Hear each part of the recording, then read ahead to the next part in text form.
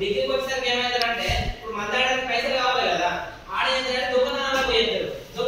దొంగతనాలు చేసి మెడల చైన్లు తెంపుడు, లేడీస్ లో పోతే చూసినా మెడల చైన్లు కొనుక్కొని ఒకట అట్లా ఆ బ్యాగు లేదు, ఆ బ్యాగు సెల్ ఫోన్లు ఇట్లా వాటిలో మామూలుగా పట్టుకొని పోతాం. అట్లా బండి మీద కూర్చొని పట్టుకొని పోతాడు.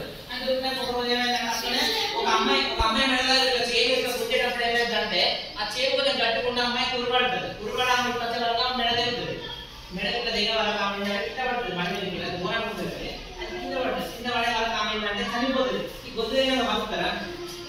చనిపోతుంది. చనిపోయిన వాళ్ళు ఏం చేస్తారంటే పోలీసు వాళ్ళు ఆ డిఫరెన్స్ లక్షలు ఇవ్వడం అని చెప్పి సీసీగా మనం రుచివాన్ని దొరకబట్టి తీసుకొని పోతారు. తీసుకొని పోయాక జడ్జి ఏం చేస్తారు తెలుసా, వీళ్ళు ఇంకో అమ్మాయి వాళ్ళు అట్టే కూడా కడుపు దొరుకుతుంది. ఆ పిల్ల లోపల కడుపులో పిల్ల ఏమిటి పెద్దమ్మ ఆమె నడుచుకుంటూ పోతాంటే వాడు ఇట్లా గుంజుకొని ఇట్లా వరకు మెడ తగ్గుతుంది. మెడ తగ్గి వాడు బయట ఉంటాడు, ఆమె ఇట్లా ఇద్దరు ఇట్లా బయట పోయినారు. వాడు ఎదుకాలు ఉంటాడు కదా, ఎదుకాలు ఉంటాడు ఏం చేస్తారంటే టక్కన ఇప్పుడు మీరు ఎదుకాలు ఉంటాడు ఏం చేస్తారంటే టక్కన ఇట్లా అనుకుంటాడు. ఇప్పుడు గిట్ల పోయాడు అనుకుని ఇట్లా ఉంట పడుతుంది. పట్టణం ఏంటంటే గొంతులో పోతుంది, టైట్ ఉంది. ఇప్పుడు బంగారం ఏంటంటే కొంచెం గట్టుకుంటారు, గుడి పడుతుంది. అంటే వాళ్ళ ఆంగ్లం వాళ్ళ పాపం వల్ల కంట్లో పాప చనిపోవడం వల్ల ఇక ఏం చేస్తారంటే ఈ జడ్జి అనేది వాళ్ళకి శిక్ష ఇస్తాడు. ఏంటంటే నీకు ఉరి శిక్ష ఇస్తాను, మరణ శిక్ష 23 తారీఖు నవంబర్ అని చెప్పేసి ఉరి శిక్ష రాసి పెన్ను మీద కొడతాడు. పెన్ను నిలబడ్డాడు. ఎందుకు నిలబడతాడు? ఇక్కడ పెన్ను ఎందుకు నిలబడతాడంటే ఇది కూడా మీకు ఎక్కడన్నా ఎగ్జాంపుల్ వస్తాయి. పెన్ను ఏంటంటే ఒక వ్యక్తికి మనం మరణ శిక్ష చేసిన తర్వాత ఆ పెన్ను ఈ ఎప్పుడు ఏ శిక్ష ఎవరికి ఏ హక్కు అని చెప్పేసి జడ్జి ఏంటంటే రాసిన తర్వాత నిలబడతాడు. పెన్ను ఏంటంటే మళ్ళీ ఈ మరణ శిక్ష ఎవరికి ఇవ్వద్దు ఆ పెన్ను అని చెప్పేసి కొడుతుంది. ఇది కూడా సింబాలిక్ ఉంటుంది. అయితే మరణ శిక్ష చేసిన తర్వాత ఇక లాస్ట్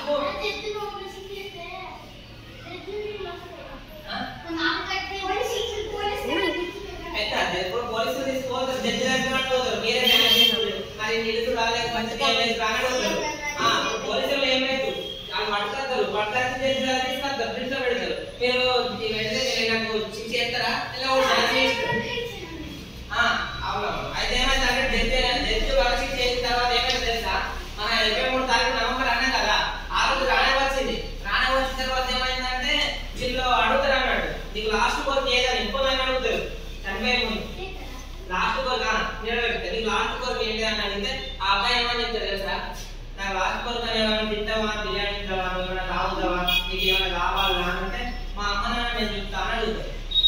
సరే అని చెప్పేసి తెల్లారి మరణించే కదా, ఈ రోజు అయితే వాళ్ళ అమ్మ నాన్న తీసుకున్నా వచ్చిన వాళ్ళ ఏమంటాడంటే వాళ్ళ అమ్మ నాన్న అడుగుతారు, ఏమైంది పిల్లలు మమ్మల్ని పిలిచినావు కదా అని అడుగుతుంది. అడిగితే నా మరణ శిక్ష పడడానికి కారణం మీరే అని అంటాడు ఆ అబ్బాయి. అప్పుడు అదే నీకే కాబట్టి అలా కూడా వచ్చింది.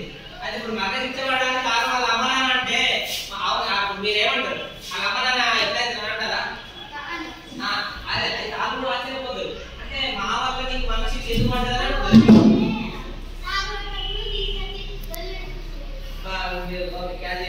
అదే సప్లై ఉంటుంది. అయితే ఏంటంటే అలాంటి అవి మేమేందుకు చేసినా మేమేంటి చేసినా మాదే తప్ప అని అడుగుతారు.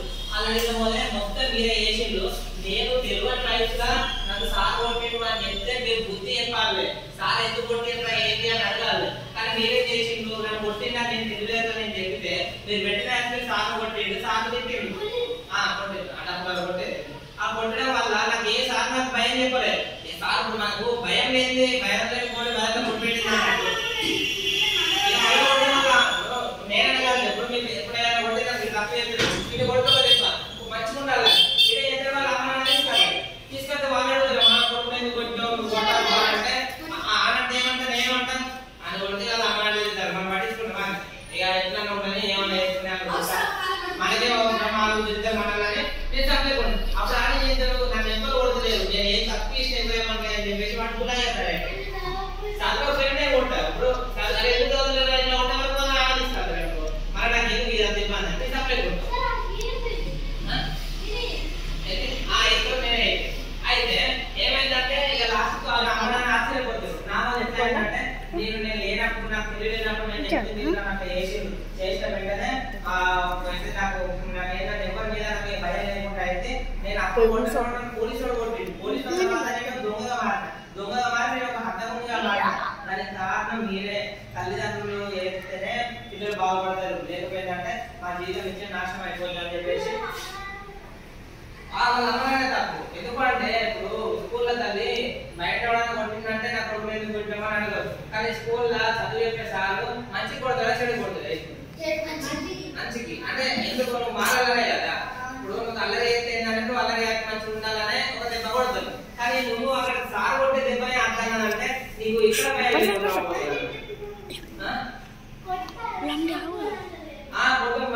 పిల్లలు కొంతమంది తల్లిదండ్రులు ఏమన్నా తెలుసా, మా అబ్బాయి ఏమైనా తప్పు అయితే ఇట్లా మా అబ్బాయి తల్లిదండ్రులు పేరు టీచర్ చెప్తారు. అట్లా చెప్పాలి. అట్లా చెప్తే ఏంటంటే నువ్వు కొడితే సార్ కొడతాడు.